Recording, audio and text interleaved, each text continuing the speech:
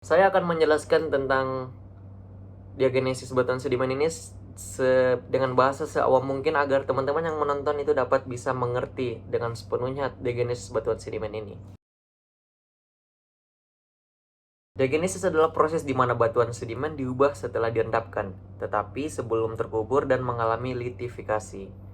Proses ini melibatkan perubahan fisik, kimia, dan biologi yang dapat mempengaruhi mineralogi, tekstur, dan sifat batuan sedimen lainnya. Diagenesis dapat terjadi pada suhu dan tekanan yang relatif rendah, teman-teman. Biasanya dalam beberapa kilometer di bagian atas kerak bumi. Nah, hal ini dapat melibatkan beberapa proses seperti pemadatan, sedimentasi, pelarutan, rekristalisasi, dan pembentukan mineral baru. Nah, secara keseluruhan, diagenesis ini memainkan peran penting dalam membentuk sifat dan karakteristik batuan sedimen tersebut. Nah, dalam video ini akan menjelaskan beberapa hal seperti faktor-faktor yang mempengaruhinya, jenis-jenis diagenesisnya, masuk ke porositas atau permeabilitasnya, serta contoh-contoh dan ciri dari diagenesis. Nah, selama diagenesis, perubahan fisika dan kimia dapat terjadi pada batuan sedimen.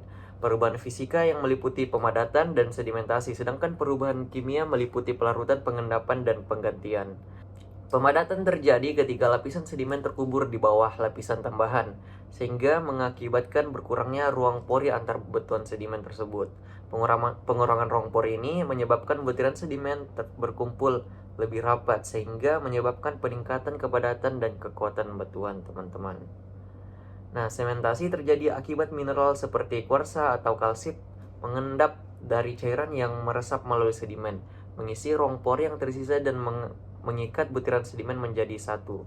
Nah, dissolution atau pembubaran terjadi ketika mineral dalam sedimen terlarut oleh cairan, teman-teman. Dia sehingga meninggalkan ruang-ruang kosong. Pengendapan terjadi ketika mineral terlarut dalam cairan yang mengendap di sedimen tersebut, mengisi ruang kosong dan berpotensi mengganti mineral yang ada. Penggantian terjadi ketika mineral dalam sedimen terganti oleh mineral berbeda yang dimasukkan oleh cairan selama diagenesis. Beberapa faktor yang mempengaruhi diagenesis batuan sedimen, antara lain yang pertama adalah suhu. Nah, diagenesis itu dipengaruhi oleh suhu, teman-teman, karena suhu yang lebih tinggi dapat menyebabkan mineral mengkristal kembali dan mengubah mineralogi batuan tersebut. Yang kedua adalah tekanan. Nah, tekanan ini juga berperan dalam diagenesis karena peningkatan tekanan dapat menyebabkan pemadatan dan sementasi partikel sedimen, teman-teman. Yang ketiga adalah cairan. Nah, cairan yang ada dalam batuan sedimen juga mempengaruhi diagenesis karena dapat mengubah mineralogi batuan sedimen melalui pelarutan dan pengendapan seperti adanya air tanah atau sebagainya, teman-teman. Yang keempat ada waktu. Semakin lama batuan sedimen terkubur, teman-teman, maka semakin banyak waktu terjadinya diagenesis tersebut. Yang kelima adalah komposisi sedimen yang sangat mempengaruhi diagenesis karena ada beberapa mineral yang lebih rentan terhadap perubahan dibandingkan mineral lainnya. Dan yang terakhir adalah iklim. Iklim di mana batuan sedimen diendapkan juga dipengaruhi oleh diagenesis. Misalnya, iklim kering dapat menyebabkan terbentuknya evaporit, sedangkan iklim lembab dapat mempengaruhi terbentuknya kaolinit, teman-teman. Itu. Nah, ada beberapa jenis diagenesis yang dapat terjadi pada batuan sedimen. Yang pertama adalah pemadatan.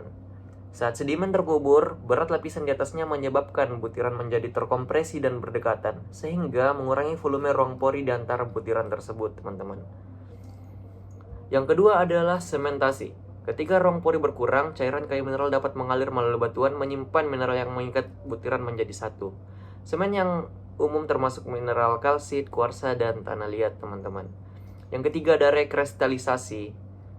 Dalam kondisi suhu dan tekanan yang tinggi, mineral dalam batuan dapat larut dan mengendap kembali menjadi kristal yang lebih besar dan lebih stabil, teman-teman. Yang keempat adalah penggantian.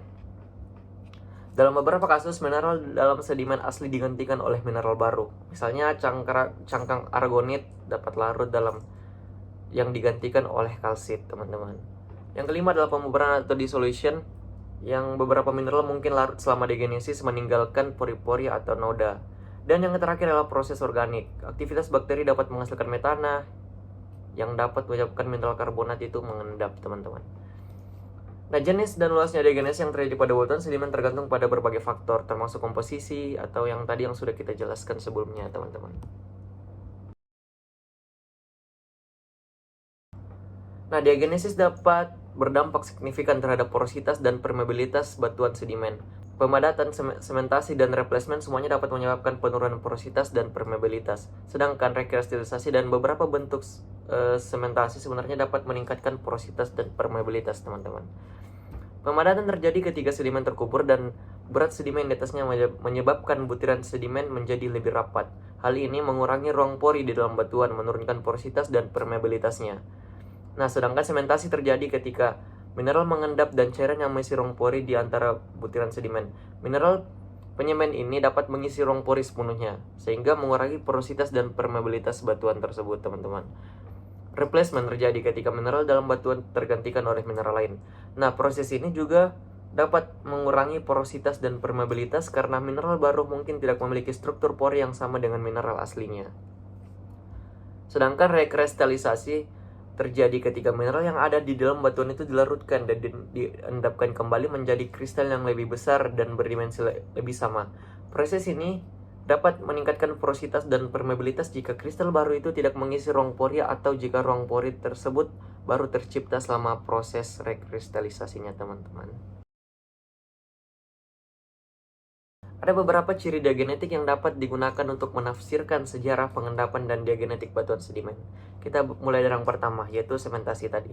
Nah, sementasi terjadi ketika mineral mengendap di ruang pori-pori di antara batuan sedimen, mengisi ruang tersebut dan mengikat batuan tersebut menjadi satu. Berbagai jenis sedimen dapat terbentuk tergantung pada komposisi sedimen dan cairan yang ada selama proses diagenesis, teman-teman. Sementasi dapat menurunkan porositas dan meningkatkan permeabilitas suatu batuan sehingga dapat mempengaruhi aliran fluida yang melalui batuan tersebut. Yang kedua ada rekristalisasi yang terjadi ketika mineral dalam batuan digantikan oleh kristal baru atau mineral yang sama. Hal ini dapat terjadi karena perubahan suhu, tekanan, atau kimia fluida selama diagenesis. Rekristalisasi dapat mengubah tekstur di batuan dan struktur batuan, serta dapat menyebabkan perubahan mineralogi yang mempengaruhi sifat batuan, teman-teman. Yang ketiga bisa dolomitasi yang terjadi ketika cairan kaya magnesium menggantikan kalsium karbonat dalam batuan sedimen sehingga membentuk mineral dolomit. Proses ini dapat terjadi selama diagenesis atau di kemudian hari dalam sejarah batuan dan dapat mengakibatkan perubahan signifikan terhadap porositas dan permeabilitas batuan.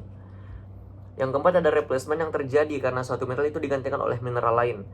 Biasanya karena perubahan kimiai fluida tersebut. Misalnya, selama diagenesis penguburan feldspar pada batu pasir dapat digantikan oleh mineral lempung yang dapat mempengaruhi sifat mekanik batuan tersebut, teman-teman. Yang terakhir ada konkresi, adalah benda berbentuk bola atau bola telur yang terbentuk di dalam batuan sedimen selama diagenesis. Mereka dapat terbentuk dari pengendapan mineral di ruang pori atau dari pertemuan kristal di sekitar inti. Konkresi ini dapat memberi petunjuk penting tentang kondisi yang terjadi selama diagenesis serta lingkungan pengendapan batuan.